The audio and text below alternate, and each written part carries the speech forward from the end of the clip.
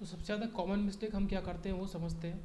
जब भी हम कोई लेक्चर पढ़ रहे हैं, कोई भी सब्जेक्ट का एक लेक्चर पढ़ रहे हैं, सपोज़ आपने नेटवर्क एनालिसिस का लेक्चर स्टार्ट किया पढ़ना, आपने कहीं से भी पढ़ा, यूट्यूब से पढ़ा, किसी पीडीजीडी कोर्स से पढ़ा, किसी लाइव क्लास से पढ़ा, या आपने ऑफलाइन में पढ़ा, आपका कुछ भी हो सकता है वो, तो आपने पढ़ा।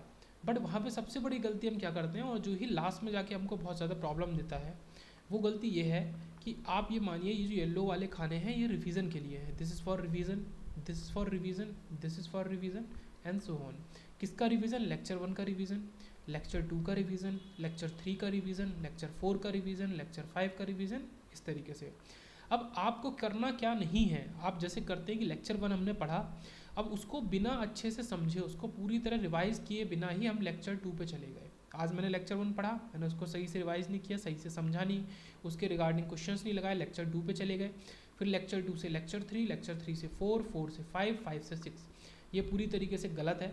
आपको करना क्या था इसकी जगह पे, आपको पहले लेक्चर 1 का रिवीजन करना था, फिर इस पाथ को फॉलो करना था, फिर आपको लेक्चर 2 पे जाना है, लेक्चर 2 का रिवीजन, देन लेक्चर 3 पे जाना है, और लेक्चर 3 का रिवीजन, देन लेक्चर 4 पे जाना है।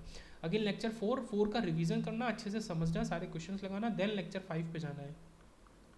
इससे क्या होगा, जब आप पहली बार सपोज लेक्चर नंबर 5 को पढ़ रहे हैं, पहली बार लेक्चर 5 को पढ़ रहे हैं, तो आप उसको बहुत ही अच्छी तरीके से समझ पाएंगे, क्योंकि आपने उसके पहले लेक्चर 1, 2, 3 एंड 4 को बहुत अच्छे से ऑलरेडी पढ़ लिया है। तो जब आपने इनको बहुत अच्छे से ऑलरेडी अच्छे से पढ़ लिया है, तो आप लेक्चर 5 को बहुत अच्छे से समझ पाएंगे। तो इस चीज़ को हमेशा ध्यान रखेंगे।